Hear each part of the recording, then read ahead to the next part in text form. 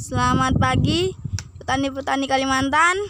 Sekarang cuacanya sangat bersahabat. Kemarin 2 bulan yang lalu sangat ekstrim cuacanya.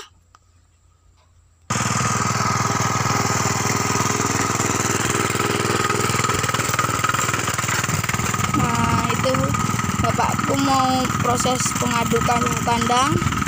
Nah, ini bawang merah kita sebentar lagi sudah mau panen. Kita berikan sebentar. Oke teman-teman, kita sampai ke lokasi. Kita akan melihat membuat suatu tutorial apa fungsi dari pupuk kandang, apa fungsi dari pupuk kompos. Ya, ini tim kita lagi melakukan penyerakan arang sekam.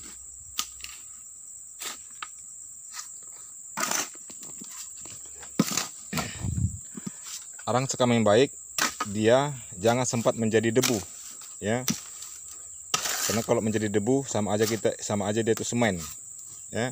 Yang bagusnya seperti ini. Nanti setelah ini baru kita melakukan sesuatu trik cara pengolahan pupuk kandang yang tepat.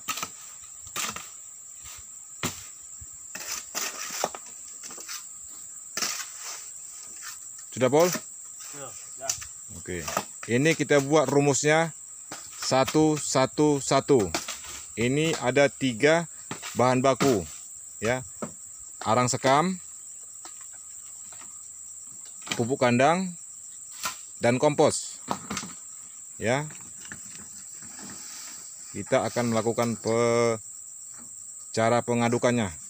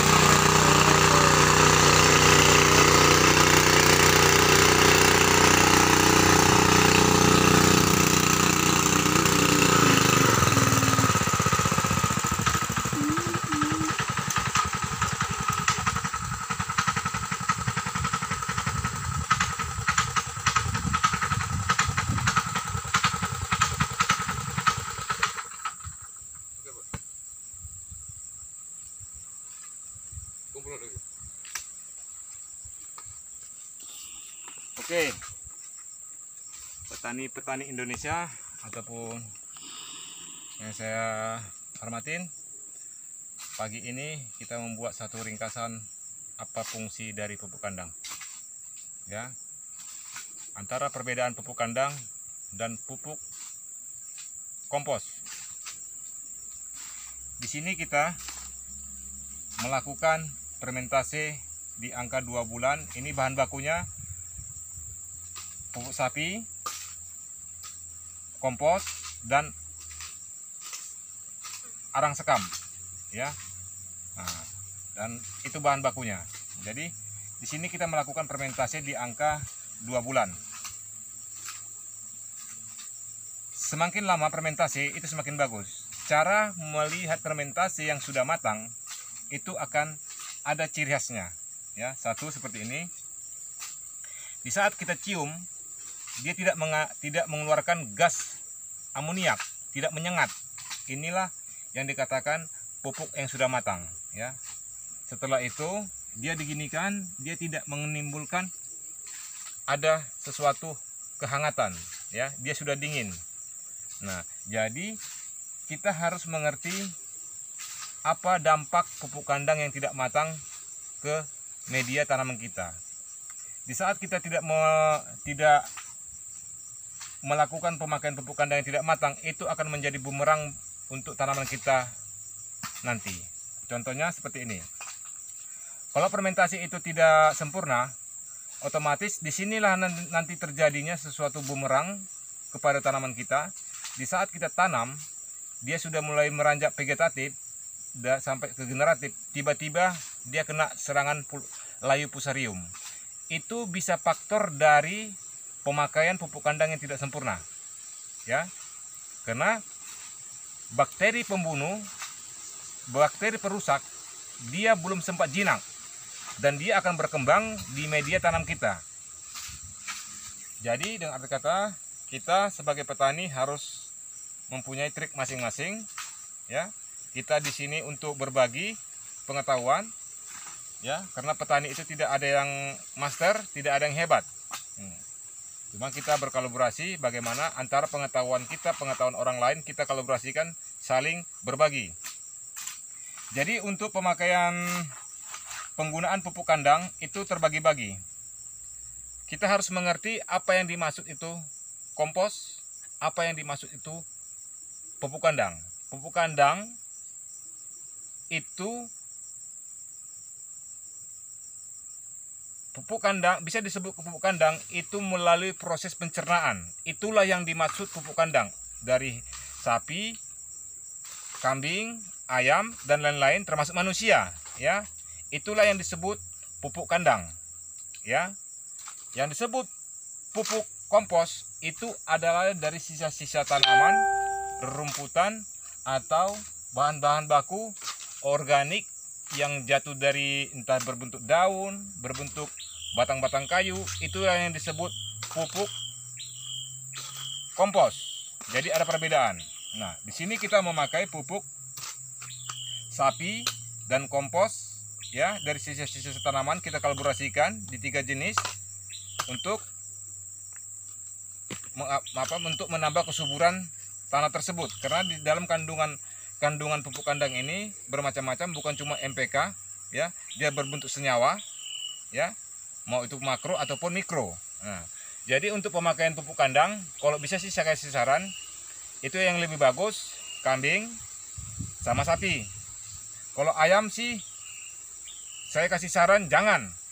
Karena apa? Saya katakan bahan baku kambing, bahan makan kambing itu dari rumputan yang alami.